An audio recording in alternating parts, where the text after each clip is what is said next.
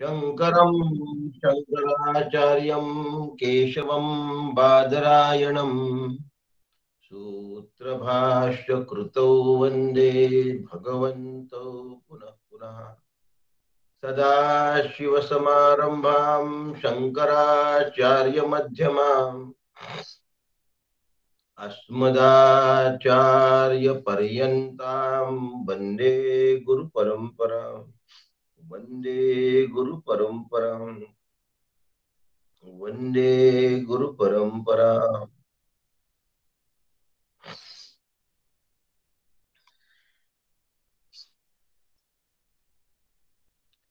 स्पर्शान् कृत्वा बहिर्बाह्यान् चक्षुश्चैवान्तरे भ्रुवो प्राणापानौ समो कृत्वा नासाभ्यन्तरचारिणौ यतेन्द्रियमनोबुद्धिर्मुनिर्मोक्षपरायणः विगतेच्छा भयक्रोधो यः सदा मुक्त एव सः.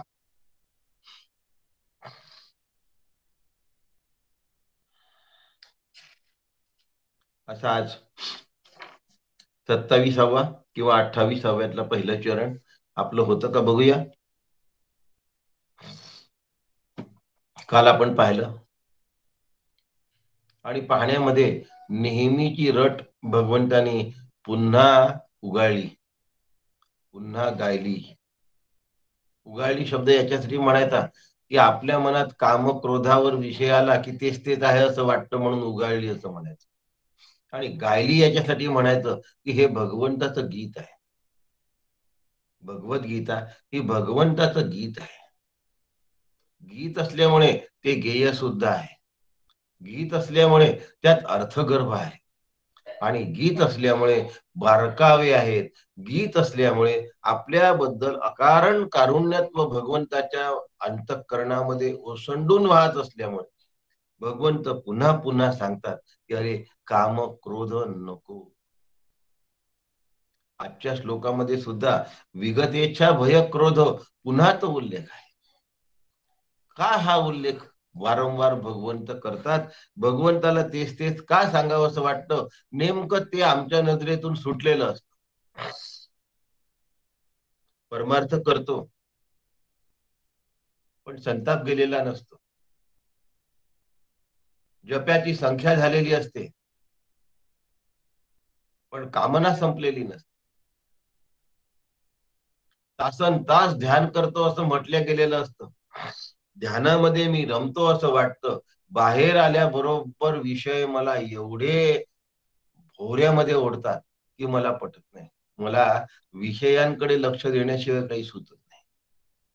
आणि तत्वचिंतन करत असताना विषय जेव्हा समोर येतात तेव्हा चिंतन पाला पाचोळ्यासारखं उडून जातं.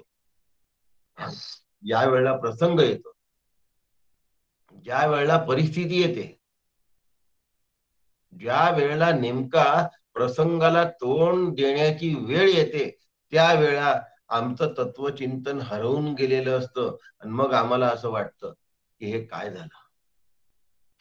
काय वाटतं आम्हाला, काय झालं हे आणि कसं झालं हे. आम्ही एवढा तत्वज्ञानाचा अभ्यास केला आणि नेमकं जेव्हा शांत राहायला पाहिजे तेव्हा मी भडकलो, तेव्हा मी संतापलो, तेव्हा मी उफाळलो. असं का व्हावं. आणि नेमकं हे होतं आणि हेच होतं याची भगवंताला पूर्ण जाणीव असल्यामुळे कामदेव भगवंताच्या स्वाधीन आहे.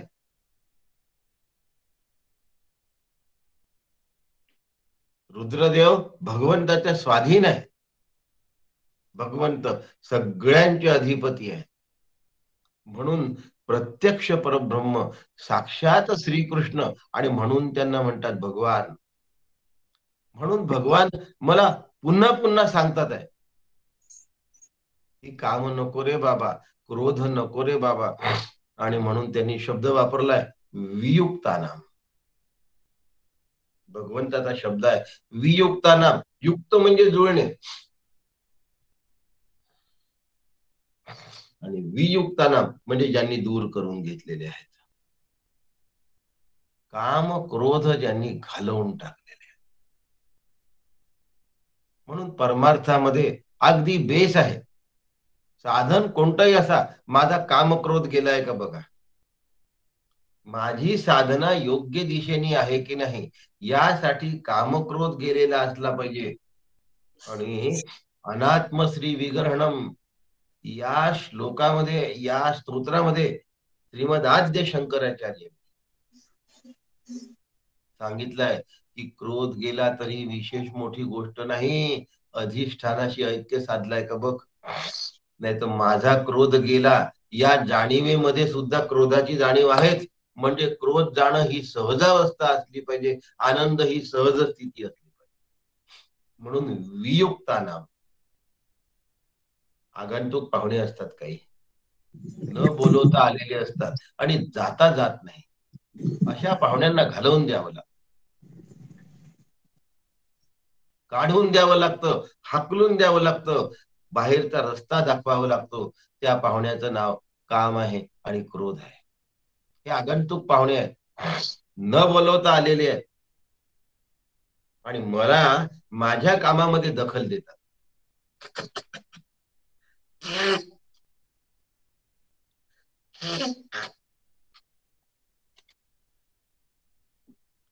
सारखी सारखी दखल देतात आहे माझ्या कामात. काय दखल देतात आहे? श्री गुरूंनी दिलेला उपदेश मला अंगी भिनू देत नाही, शास्त्र श्रवण माझ्या डोक्यामध्ये शिरू देत नाही, आत्मचिंतन मला करू देत नाही, नामस्मरणामध्ये चित्त बाहेर भटकलेलं असतं.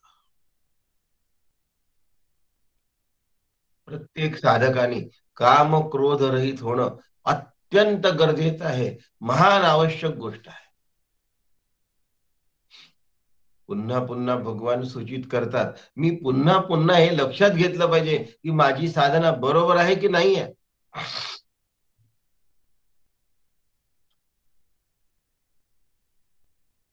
आपल्या नातीनी आपल्या हातातलं घेऊन घेतलं, आपल्या नातवानी आपल्या हातातलं घेऊन घेतलं, आपल्या मुलांनी आपल्या जवळचं घेऊन घेतलं, तर संताप नाही येत. याचा अर्थ माझा संताप गेला असं नाही.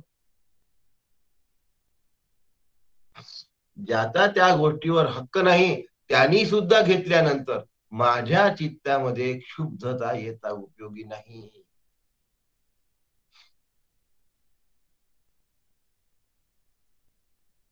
क्रोधरहित स्थिती फार मोठी देण्या लक्षात ठेवा.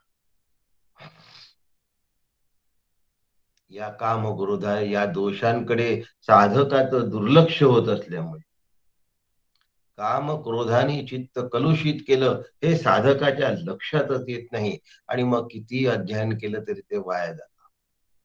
एखादं भांड जर खराब झालं असेल, त्याच्यामध्ये जळमट लागली असतील, त्याच्यामध्ये माती लागली असेल आणि अशा भांड्यामध्ये जर पक्वान्न टाकला, तर आपण तो पक्वान्न खात नाही, पक्वान्न सगट ते फेकून देतो.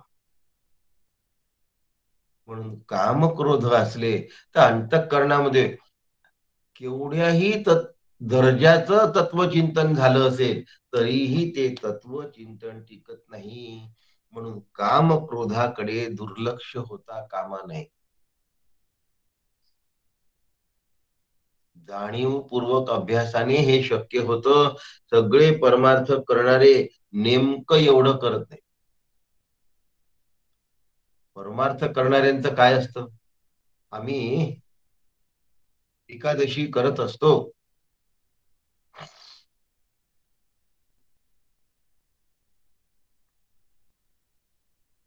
आम्ही व्रतवैकल्य करत असतो, या असतो मध्येच ते हरवतात आणि त्याचे जे परिणाम व्हायला पाहिजे या परिणामांपासून फार दूर राहतात. ज्या साधकाने काम क्रोधावर विजय मिळवलेला आहे त्याचं मन आत्मस्वरूपाच्या स्वाधीन झालाय, म्हणजे आत्मचिंतनाशिवाय कशामध्येच रमत नाही. अनुकूल अथवा प्रतिकूल विषय त्याला उद्युक्त करत नाहीत. होतं का हवं आपलं असं, आपल्या हातातला रिमोट नातीला घेऊ द्या, आपल्या खिशातले पैसे घरातल्याच लोकांना घेऊ द्या, आमचं मस्तक ठणकतं, आमचं डोकं भडकतं, आणि मग त्याचं मन ब्रह्मस्वरूपामध्ये लागत नाही. इथे तर निरंतर ब्रह्म रूपामध्ये लागलं पाहिजे. येत चेत साम म्हटलं. म्हणून साधनेच्या वेळेला घ्यायच्या खबरदाऱ्या भगवंत या 2 श्लोकांमध्ये सांगतात आहे. स्पर्शान कृत्वा बहिर्बाह्यान चक्षुश्चैवांतरे भ्रुवो हो, प्राणापानौ समे कृत्वा, प्राणापानौ समौ कृत्वा नासाभ्यंतरचार्य यतेंद्रिय मनोबुद्धीर मुनिर्मोक्ष परायण. आता हे बाहेरचं सांगतात आहे, दुसऱ्या श्लोकामध्ये आतमधलं सांगायचं आहे, यतेंद्रिय मनोबुद्धी. आता पहिल्या श्लोकामध्ये बघूया की बाह्य विषयासंबंधी साधक बोलतात आहे, स्पर्शान कृत्वा बहिर्बाह्यान. शब्द, स्पर्श, रूप, रस आणि गंध हे बाह्य विषय आहेत. ज्ञानेंद्रियांना जाणवणारे बाह्य विषय आहेत. विषय हे नेहमी बाहेर असतात, इंद्रिय हे नेहमी आत असतात, मन हे त्याच्या आतमध्ये असतं आणि आत्मा हा त्याच्या आतमध्ये असतो. आता हे समजून घेण्याकरता मांडलेली मांडणी आहे लक्षात.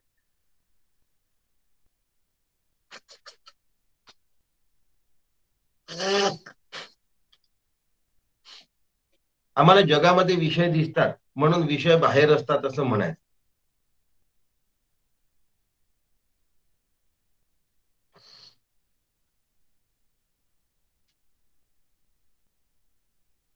बाहेरच्या विषयांना बाहेर ठेवण्याचा अभ्यास करायचा. घेऊया. प्रत्यक्षात विषय बाहेर असतात हा सुद्धा खरा भाग नव्हे. मी डोळे बंद केल्यानंतर जर विषय बाहेर असतील तर ते आतमध्ये यायला नको, अंतःकरणात यायला नको. आत्ताच आपण म्हटलं ना, स्पर्शान कृत्वा बहिर्बाह्यान, हे सगळे विषय कुठे आहे? बाहेर आहे. स्पर्श, शब्द, रूप, रस, गंध हे बाहेर आहे. मग बाहेर आहेत तर आतमध्ये कसे येतात? ते बाहेरही आहे आणि ते आतमध्ये पण आहे, पण तूर्त स्पष्टपणे आम्हाला ते बाहेर जाणवत, म्हणून त्यांना बाह्य विषय असं म्हणावं. पण डोळे बंद केल्यानंतर आम्हाला सीन सिनरी दिसते की नाही, आम्हाला प्रसंग दिसतात की नाही, आम्हाला घटना दिसतात की नाही, त्याच्यामध्ये आम्ही रमतो की नाही, त्याच्यामध्ये मन तल्लीन होतं की नाही, होत. याचा अर्थ अनेकत्वानी विषय आतमध्ये असतात आणि आतमधले विषय सुद्धा मला भुरळ घालतात. मग आता पुन्हा मुद्दा, बाह्यान विषय आत्म्याच्या बाहेर आहे ही एक भाषा आहे. आत्मा आतमध्ये आहे देहात आणि विषय सगळे बाहेर आहे ही एक भाषा आहे. आणि दुसरी भाषा आहे, आत्मा सर्व व्याप्त असल्यामुळे विषय आत्म्याच्या आतमध्ये पण आहे आणि विषय आत्म्याच्या बाहेर पण आहे. विषय चैतन्याच्या बाहेर नाही आणि विषय चैतन्यापासून भिन्न सुद्धा नाही. आता दुसरा विचार असा आहे की विषय चैतन्यच आहे, म्हणजे विषय समोर आल्यानंतर चैतन्याची आठवण ठेवायची. चैतन्यातूनच विषय तयार झालाय असा जर लक्षात ठेवलं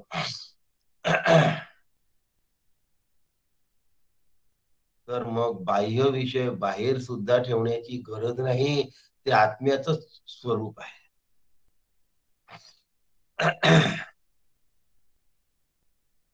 मग आता विषयांना ग्रहण न करता त्यातमधलं जर आत्मतत्व ग्रहण केलं, पदार्थाला ग्रहण न केला करता त्यातली जर फक्त आनंद ग्रहण केला तर काम झालं की नाही. म्हणून आत आणि बाहेर ह्या संकल्पना कल्पित आहेत.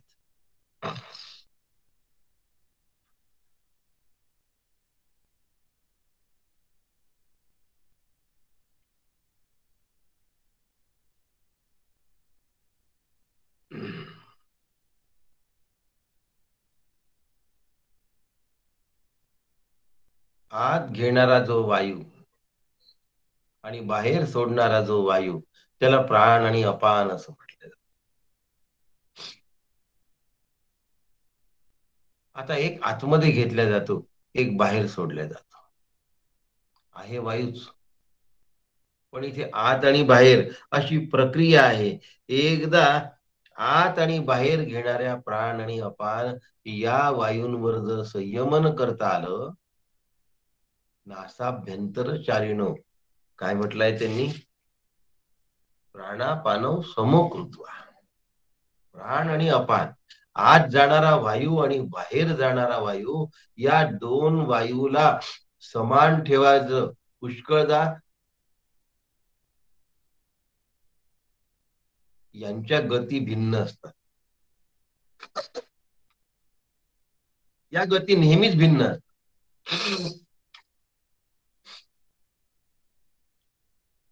कधी समान नसतात.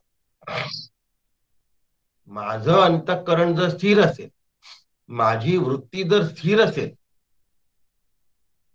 माझं चित्त जर स्थिर असेल, तरच या दोन वृत्ती दोन प्राण आणि अपान समान असतात. नाही तर प्राण अपान समान नसतात. संताप आल्यानंतर ते गतिशील होतात, स्थिर झाल्यानंतर ते संथ होतात. उचलल्यानंतर कुंभक लागतो, तो अंतर्कुंभक असतो. सोडल्यानंतर बहिर्कुंभकाची शक्यता सुद्धा असते. खाली वागत असताना बहिर्कुंभक, उचलत असताना अंतर्कुंभक. म्हणून रेचक, पूरक, कुंभक, बहिर्कुंभक, अंतर्कुंभक हे सगळे प्राण अपानाच्या प्रक्रिया आहेत.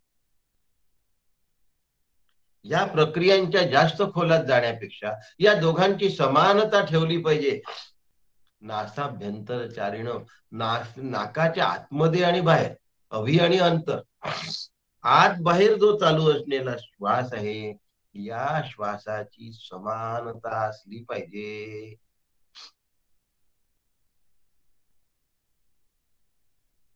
ही समानता सांभाळण्याची जबाबदारी माझी आहे, लक्षात ठेवा. नाही तर आमचं ध्यान चालतं. काय शब्द आहे? आमचं ध्यान चालतं आणि श्वासाकडे आमचं लक्षच नसतं. आता तुम्ही म्हणाल, ध्यान करत असताना श्वासाकडे लक्ष द्यायला पाहिजे का? नाही, या गोष्टी आपोआप व्हायला पाहिजे.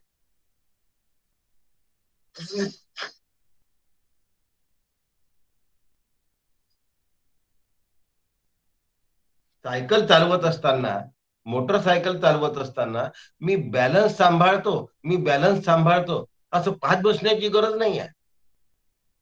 बॅलन्स आपोआप सांभाळला गेला पाहिजे. तसं नासाभ्यंतरचारिणं प्राणापानव समकृत्वा, हे समानता ही येतेच. किंबहुना माझं अंतःकरण जर स्थिर असेल तर समानता येते.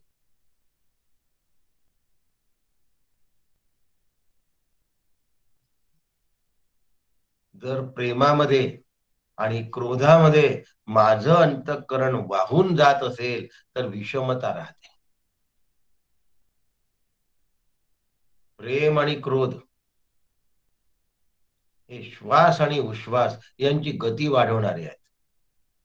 दोन्ही गोष्टी, एक आपल्याला चांगली वाटते, एक आपल्याला वाईट वाटते, पण दोन्ही गोष्टी आत्मचिंतनासाठी धोक्यात येतात. खूपदा ध्यान करत असताना श्वासावर लक्ष दिलं नसलं तरीही नामावर लक्ष, भ्रुकुटी मध्यावर लक्ष, सगळं दिलेलं आहे याच्यात.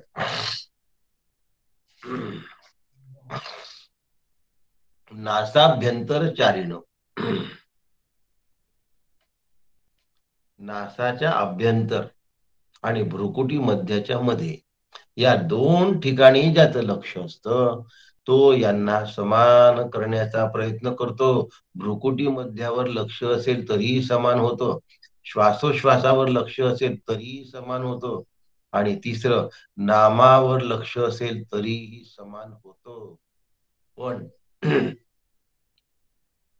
यावेळी माझं ध्यान कधी मोडल्या गेलं हे कळत नाही. इतकं शिताफीने आणि नाजूक पद्धतीने भगवंत काय करतायत, आम्हाला सूचना देतात आहे. कारण ध्यान करत असताना चार दोष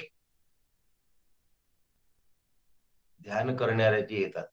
पहिल्या दोषाला लय दोष असे म्हणतात. हा लय दोष ध्यान करत असताना तंद्रा म्हणजे निद्रा लागते. एरवी आम्ही झोप म्हणतो आणि त्यावेळेला आम्ही तंद्री म्हणतो. आळसामुळे म्हणा, अतिश्रमामुळे म्हणा, अति खाण्यामुळे म्हणा, मनाची एकाग्रता जमत नाही आणि निद्रेकडे कलतो. थोडक्यात सांगतो विषय, एकाग्र होत नाही. म्हणून अभ्यासकाने युक्ताहार विहारस्य युक्त चेष्टस्य कर्मसु युक्त स्वप्नावबोधस्य योग भवती सुखदा. काही जणांना झोप लागत नाही, त्याच्यामुळे त्यांचं अंतःकरण जाग असतं. ज्यांचं अंतःकरण जाग असतं त्यांचं अंतःकरण ध्यानाला शरीर बसलं असतं आणि अंतःकरण भटकायला गेलं.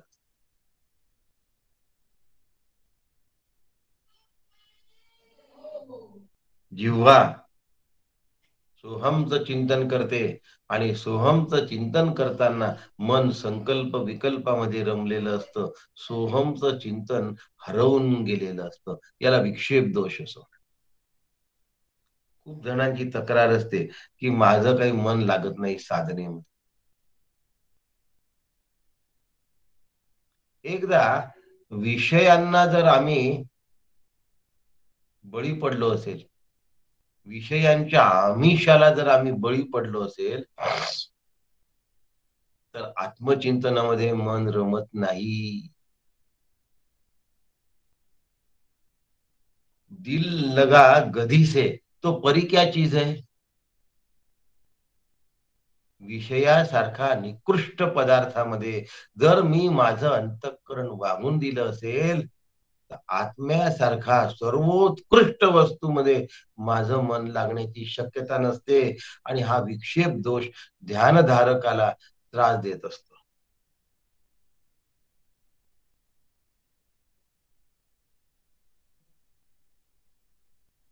भवसुखे दोषोनुसंधीयता.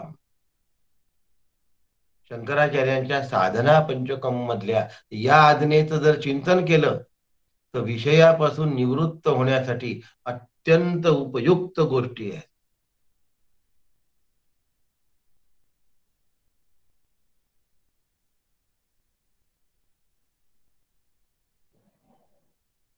विक्षेपानंतर साधना करत असताना मनाला एकाग्र केलंच समजा,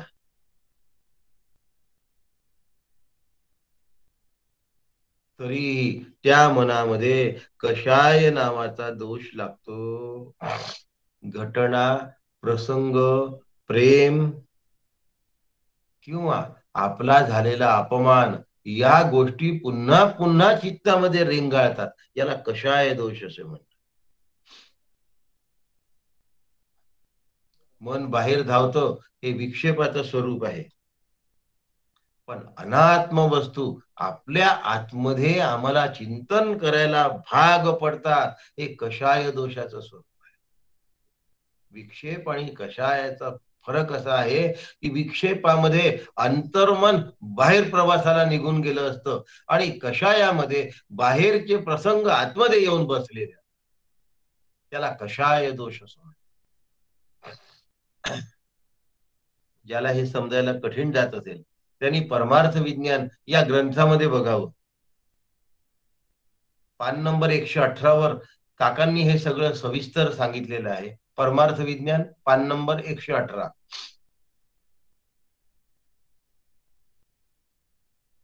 या व्यतिरिक्त साधकाला ग्रासत असलेला चौथा ध्यानकालीन दोष म्हणजे रसास्वादन. अनेक दुःख असे असतात की जे जागृतीकाली निवृत्त होत नाहीत, पण ध्यानकाली निवृत्त होतात आणि मन हळूहळू एकाग्र होतं, मन हळूहळू शांत होतं आणि त्याच्यामध्येच तो रमतो. ती शांती त्याला एवढी आवडते की पुढच्या चिंतनाला तो धजत नाही आणि याला रसास्वाद असा शब्द आहे. वास्तविक हा खरा रस नाही, पण रस असल्यासारखा वाटतो.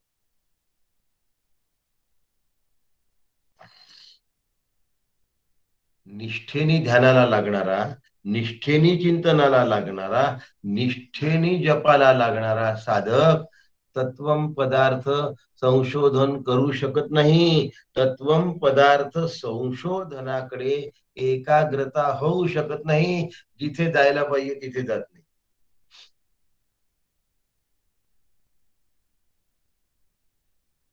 याला रसास्वादन असं म्हणतात.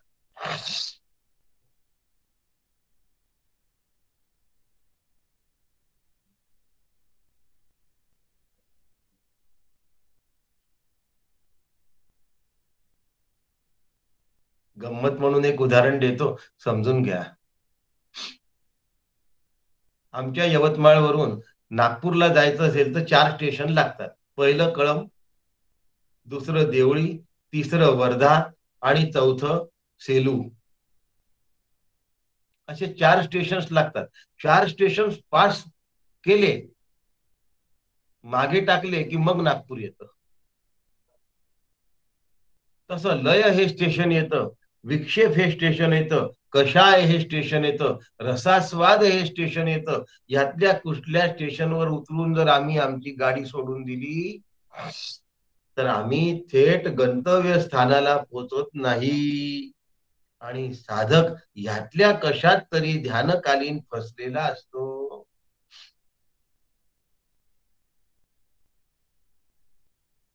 म्हणून आतमध्ये मोक्षाची तीव्र इच्छा असण्याची आवश्यकता आहे. यतेंद्रिय मनोबुद्धीर मुनीर मोक्ष परायण. याच्यासाठी माझं मन, माझी बुद्धी यांना मला वश करता आलं. विगतेच्छा भय क्रोध यश सदा मुक्त एव सहा. आता मी हे वश केलं आहे की नाही? केलं असेल लय, विक्षेप, कषाय आणि रसास्वाद या चारींना मी पार केलेलं असतं. जर तसं केलेलं नसेल तर मग विगतेच्छा भय क्रोध होतच नाही. काय वाक्य आहे? तर मग विगतेच्छा भय क्रोध माझं होतच नाही.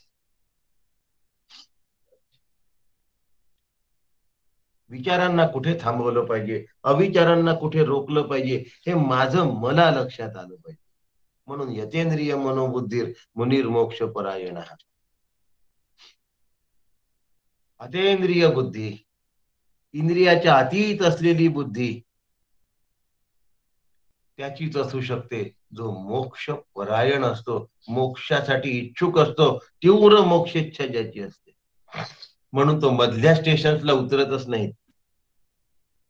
त्याला ध्येय लागलं असतं आणि तो ध्येयाच्याच मागे लागला असतो. तो अदल्या मधल्या गोष्टींमध्ये रमत नाही. लहानपणी आम्ही गोष्टी ऐकत असे. गोष्टीचे छोटे छोटे पुस्तक होते, त्या पुस्तकातल्या आम्ही गोष्टी वाचत असो. एक गोष्ट सांगतो.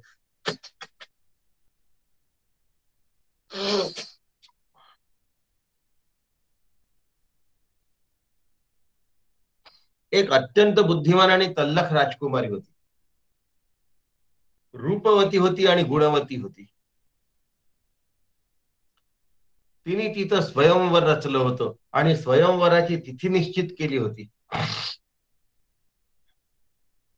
सर्व राजकुमारांना आमंत्रण आले.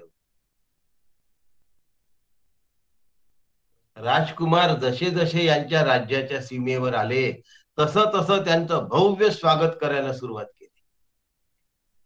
त्यांचे पडाव, त्यांचे तंबू, त्यांची अत्यंत सुंदर व्यवस्था इतकी केली की त्या व्यवस्थेमध्ये रमून कित्येक राजकुमार बाहेर त्या व्यवस्थेमध्येच गुंग होऊन गेले. स्वयंवराला जायचं विसरले. इतके सुख त्या ठिकाणी पुरवले त्या राजकुमारीने. जे पाहिजे ते त्या राजकुमारांना उपलब्ध होतं. लग्नाची तिथी त्यांनी विसरावी असा उद्देश होता राजकुमार. अनेक जण बुरळ पडले. शेवटी राजवाड्याकडे जाण्याचा जो मुख्य रस्ता आहे तो सोन्याच्या पत्र्याने बनवला होता. आणि राजकुमार आपल्या रथांमध्ये येत होते. राजकुमारांना असं वाटलं, की सोन्याच्या पत्रात ज्या ठिकाणी आच्छादलेला आहे, तिथून कसा रथ नेणार? आपण बाजूला रस्ता दिसतो तिथून जावं. म्हणून बाजूला विविध प्रकारचे रस्ते होते. तिथनं राजकुमारांनी आपले रथ नेले आणि ते सगळे रथ गावाच्या सीमेच्या बाहेर गेले. त्यांना राजवाडा लागलाच नाही. पण एक राजकुमार असा होता, की ज्याच्या चित्तामध्ये फक्त राजकुमारीच होती. त्यांनी देशाच्या सीमेला लागून पहिल्या स्वागताला झुटकारलं, सोडून दिलं. बाहेरच्या सगळ्या सुखसोयी सोडून दिल्या.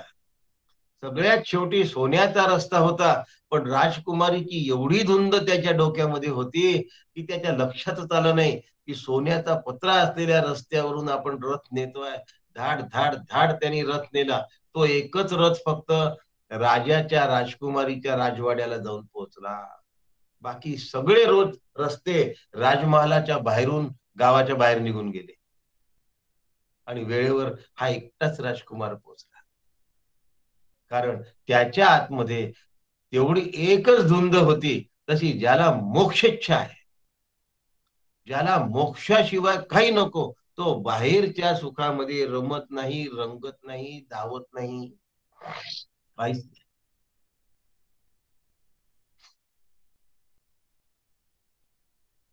म्हणून मोक्षपरायण शब्द वापरलेला आहे. आता ही सगळी राजकुमाराची गोष्ट का सांगितली? बाहेरच्या स्वागतांमध्ये आम्ही रमतो, आम्ही भोजन परायण असतो. वाक्य असतं, आमच्या ह्यांना आहे ना असं तसं चालत नाही. पदार्थ कसे एकदम परफेक्ट लागतात.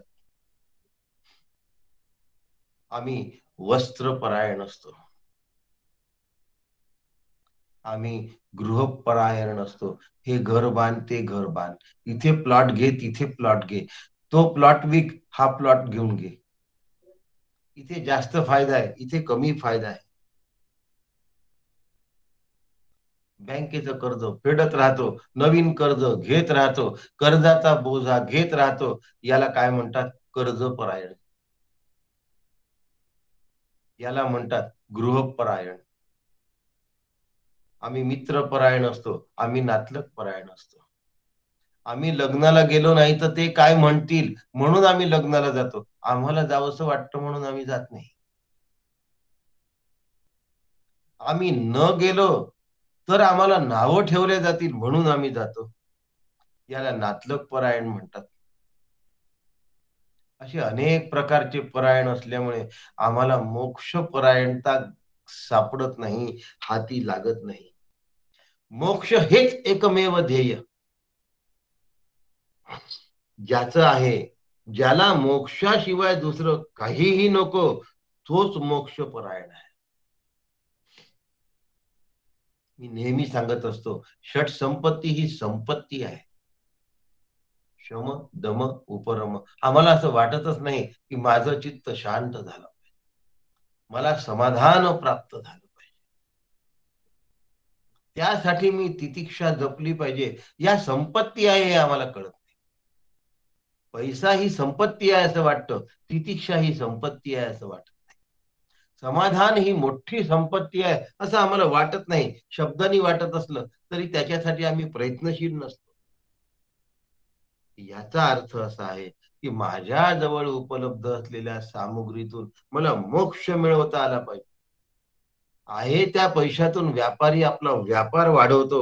मग माझ्या जवळ असलेले जे अंतःकरण, माझ्या जवळ असलेली जी संपत्ती, माझ्या जवळ असलेलं घर, माझ्या जवळ असलेले नातलग मला मोक्षासाठी वापरून घेता आले पाहिजे. त्यांचा मला उपयोग करून घेता आला पाहिजे. आम्ही त्यांच्याशी ठणकवतो, काय म्हणतात त्याला, स्ट्रगल करतो, विरोध करतो.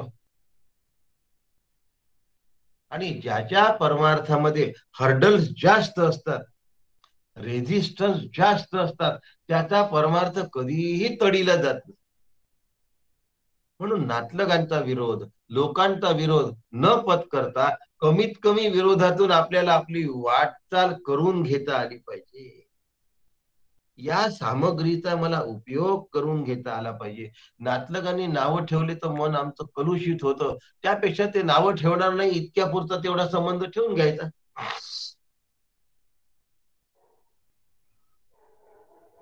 पण तसं नाही, आम्ही बाहेर बोलल्याशिवाय राहणार नाही.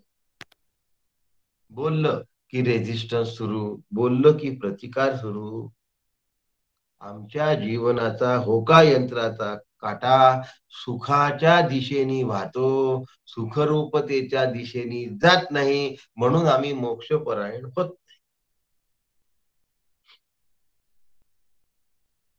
पहिलीच इच्छा जर मला थांबवता आली तर विगतेच्छा, ती इच्छा नाहीशी होते, ती इच्छा आम्हाला घालवून टाकतात. नाही तर मग काहीतरी लोक असतं, मला नातू नाही हो, गुरुदेव काही करा, मी जा नातू तरी द्या. हा नातू परायण झाला. याच्या जीवनात मोक्ष परायणता कधीच येण्याची शक्यता नाही. नातू झाल्यानंतर हा थांबतो का? आपलं कर्तव्य आहे. तुझं कशाचं कर्तव्य आलं? तुला नातू असणं तुझं कशाचं कर्तव्य आलं? असेल किंवा नसेल, नातवाला चांगल्या शाळेत ऍडमिशन मिळणं तुझं कशाचं कर्तव्य आलं? त्याला शाळेत सोडून दिलंच पाहिजे, तुझं कशाचं कर्तव्य आलं?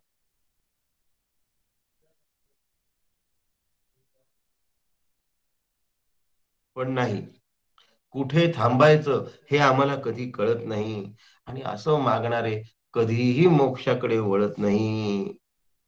पुढचा दुवा मला चिटकून न देणं ही गोष्ट माझ्या हातातली आहे. तेव्हा मी मोक्षपरायण राहू शकतो, नाहीतर राहत नाही.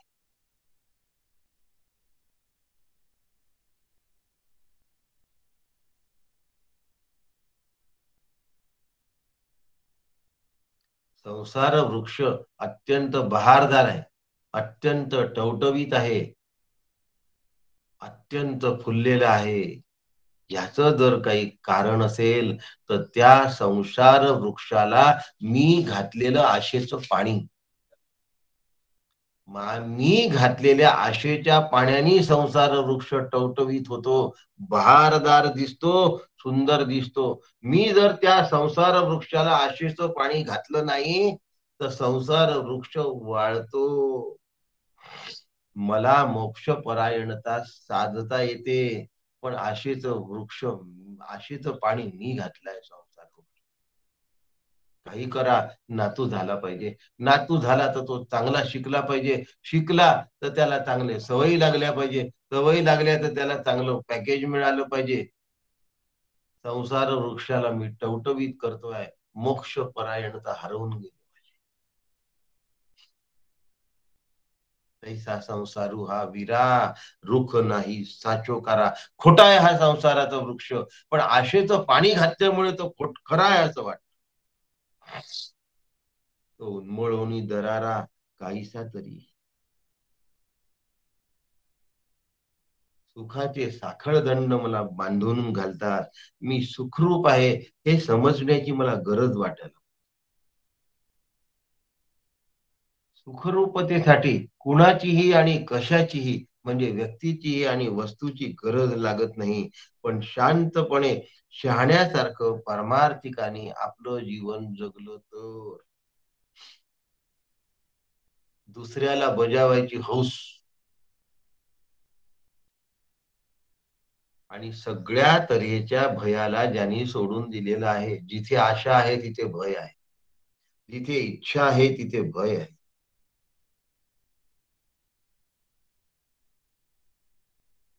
जिथे संग्रह आहे तिथे भय आहे. Sense of insecurity. आतमध्ये 100% निर्णय असला पाहिजे की मी आत्मरूप आहे. या आत्मरूपतेला कोणीही पळवून घेऊ शकत नाही, कोणीही उचलून नेऊ शकत नाही. विगतेच्छा भय क्रोध यश सदा मुक्त एव सः. प्रारब्ध जोपर्यंत आहे तोपर्यंत माझी आत्मरूपता मला प्राप्त करून घ्यावी. जैशी स्थिती आहे तैशा परी आहे. प्रारब्धाला नुसतं बघायचं, साक्षीत्वानी बघायचं आणि माझा मोक्ष साधून घ्यायचा. माझं उन्नयन मला करावं. प्रारब्धाच्या योजना ईश्वराच्या आहे, त्या माझ्या कर्तृत्वाने निर्माण झालेल्या आहे, त्या कधीही जाणार नाही. मरेपर्यंत प्रारब्ध पाठीशी आहे.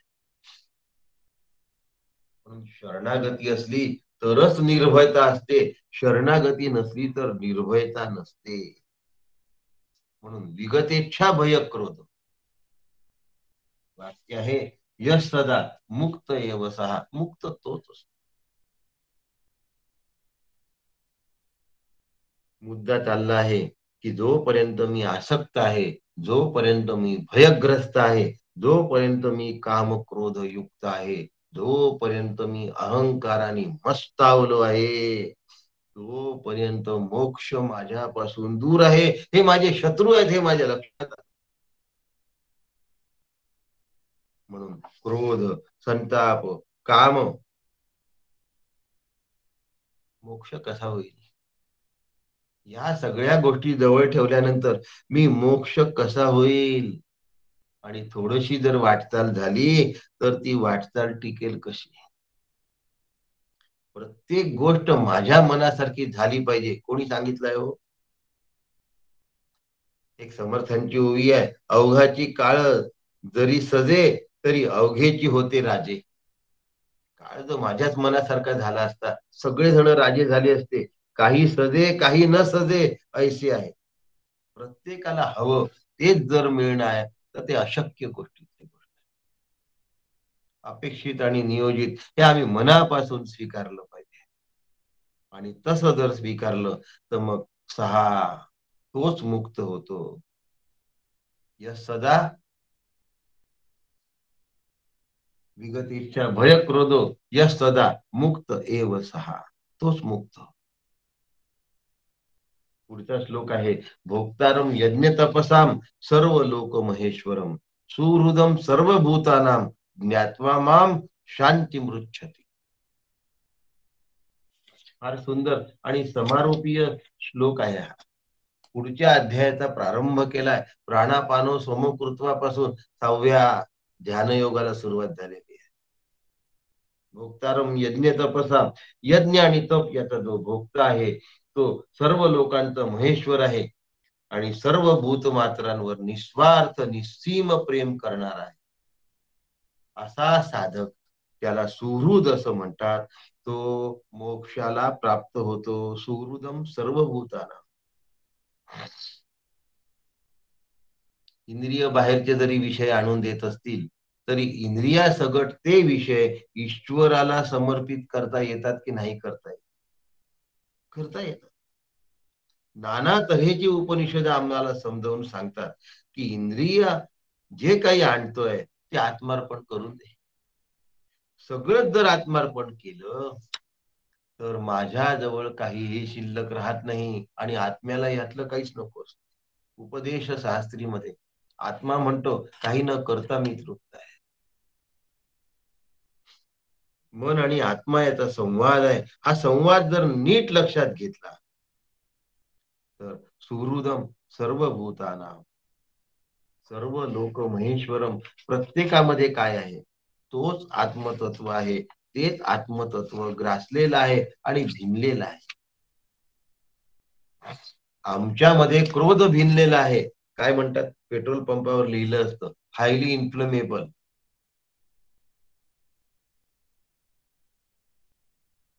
Not to be loose shunted. थोडासा जरी हलकं झाकण लावलं तरी मुश्किल होऊन जाईल. आमचं चित्त छोट्या छोट्या कारणाने इतकं क्षुब्ध होतं की आम्ही सुहृद कसे होऊ, इतरांमधला आत्मा पाहू कशा. आपलं मन अजिबात क्षुब्ध न होऊ देणे आणि दुसऱ्याच्या करता आपल्या अंतःकरणामध्ये तळमळ निर्माण होणे, कोणत्याही प्रकारच्या प्रत्युपकाराची अपेक्षा न ठेवता निरपेक्ष आणि निस्वार्थ दुसऱ्यावर उपकार करता आला पाहिजे, पण त्याला उपकाराचा दर्जा देऊ नये, याला सुहृद असं म्हणतात. शोभ होता कामा नये, निरपेक्ष स्थिती असावी, हित करता असावा. भगवंतानी सुहृद आहे म्हणून आपल्याला गीता सांगितली, ऋषी मुनी सुहृद आहेत म्हणून त्यांनी आम्हाला उपनिषद सांगितले, नाथ महाराज सुहृद आहे म्हणून त्यांनी एकादश स्कंद लिहिला, तुकोबाराय सुहृद आहे म्हणून त्यांनी गाथा लिहिली, माऊली सुहृद आहे म्हणून भावार्थ दीपिका म्हणजे ज्ञानेश्वरी लिहिली, नाहीतर संस्कृतातली गीता आम्हाला नसती कळली. सुहृदम सर्वभूतानाम, कोणासाठी सुहृद आहे हो माऊली? सगळ्यांसाठी सुहृद आहे हो माऊली. प्रत्येकाचं हित माऊली बघतात, प्रत्येकाचं आत्मकल्याण असं बघतात. आम्ही फक्त आमच्याच माणसाचं हित बघत असतो. आम्ही कोणाचं हित बघतो? फक्त आमच्या माणसाचं हित बघतो. आम्हाला दुसऱ्याचं हित बघता येत नाही, तोपर्यंत आम्ही सुहृद नाही. आपल्या माणसाचं हित जो बघतो त्याला मतलबी असं म्हणतात, आणि सर्वांचं हित जो बघतो त्याला सुहृद असं म्हणतात. पण सुहृदामध्ये एक भाग आहे, आत्महित बघणे हा सुहृदाचा भाग आहे, लौकिक हित हा सुहृदाचा भाग नाही. आणि म्हणून ऐसी कळवळ्याची जाती करीती लाभे विण प्रीती. संत का बरं हे सगळं करतात? ह्याचं जर मुख्य काही कारण असेल तर ते कारण एकच आहे की जीवाची तळमळ संतांना बघ. संतची देव खरा जगामध्ये, संतची देव खरा का म्हटलं आहे? सोहिरोबांनी हे गीत का म्हटलेलं आहे, हे भजन का म्हणून गायलेलं आहे? याचं कारण असं की जीवाची तळमळ त्यांना. तुमच्या शरीराला झालेली व्याधी त्यांना बघवत नाही असं नव्हे, आसक्तीने गुंतलेलं जे मन आहे ते मन जे त्रास देतं, असा त्रास आपल्याला होऊ नये असं त्यांना वाटतं. असं वाटणं याला सुहृद म्हणतात. मला मोक्ष प्राप्त झाला पाहिजे ह्या तळमळीने जो मदत करतो तो सुहृद आहे. 5-10 हजार रुपये देतो त्याला सुहृद नाही म्हणतो. आत्मकल्याणार्थ जो झटतो तो सुहृद असतो, लक्षात ठेवा. सुहृदम सर्वभूतानाम ज्ञात्वा माम शांती मृच्छती. तो परम शांतीला प्राप्त, तो अखंड शांतीला प्राप्त होतो, तो कायम शांतीला प्राप्त होतो. त्याची शांती पुन्हा कधीच बिघडत नाही. अशी शांती परमपूज्य काकांच्या कृपेने आपल्या सगळ्यांना लाभो अशी मी काकांच्या चरणी प्रार्थना करतो आणि थांबतो. थांबत असताना एक सूचना देतोय की आपला अध्याय संपलेला आहे.